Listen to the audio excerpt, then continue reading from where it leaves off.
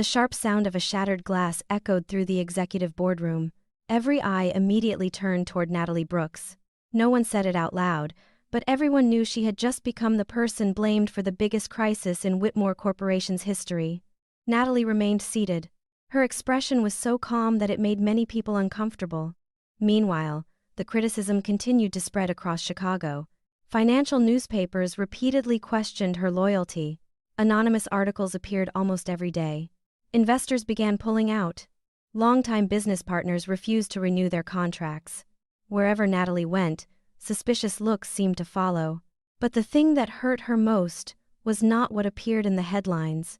It was what waited for her at home. Ethan Whitmore still stood beside her in media photographs. He still placed a reassuring hand on her shoulder whenever cameras were nearby. He still smiled like the perfect husband. But once the doors closed, the silence between them felt colder than the winter air beyond the windows.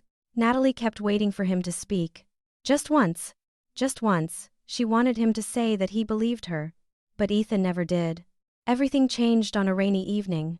As Natalie returned to the private parking garage beneath the building, she noticed a brown envelope tucked beneath her windshield wiper. There was no sender's name. No postmark. Inside were copies of financial transactions she had never seen before. Large sums of money had been transferred through multiple companies before disappearing from the system. At the very bottom was a small note. Only a single sentence was written on it. The person destroying your life is not out there. That person is sitting at the dinner table with you every night. Natalie stood motionless in the rain. For the first time in months, she no longer felt afraid. Instead, she began to sense that something far more dangerous was hiding behind the accusations that had been directed at her all along. The Whitmore family's annual gala arrived sooner than Natalie had expected. Guests filled the luxurious Riverside ballroom. Powerful business leaders, well-known politicians, investors who had helped build the Whitmore empire from the ground up.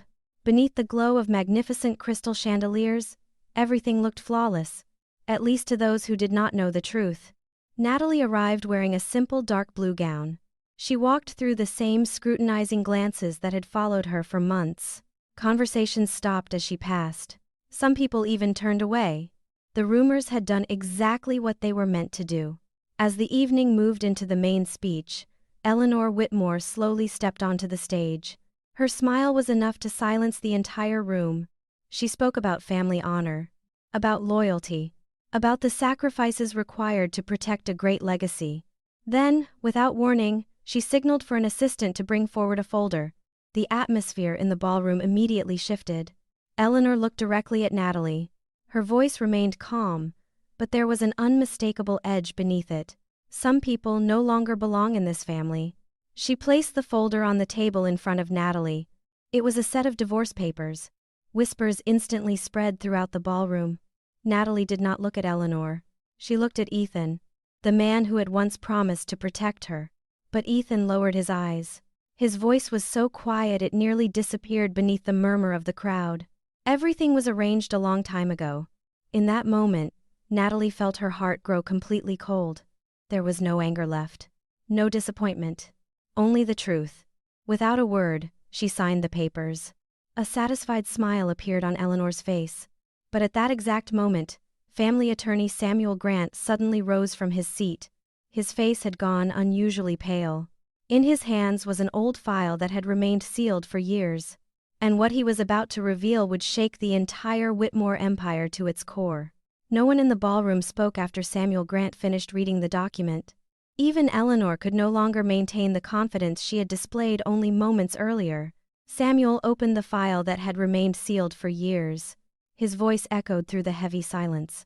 According to an amendment added to the family trust, any deliberate attempt to defame or force a family member out, in order to conceal financial misconduct, would automatically trigger an independent investigation into the entire corporation. Eleanor laughed. She dismissed it as nothing more than a meaningless legal procedure. Then she turned toward Natalie. "You have no proof." Natalie slowly rose from her chair. Her calm expression was almost unsettling. She placed a small storage device on the table. "I do." Only minutes later, Eleanor's familiar voice filled the ballroom through the sound system. "Make everyone believe Natalie is responsible for everything. We need someone to take the blame for the company." Shocked gasps spread throughout the room. But that was only the beginning.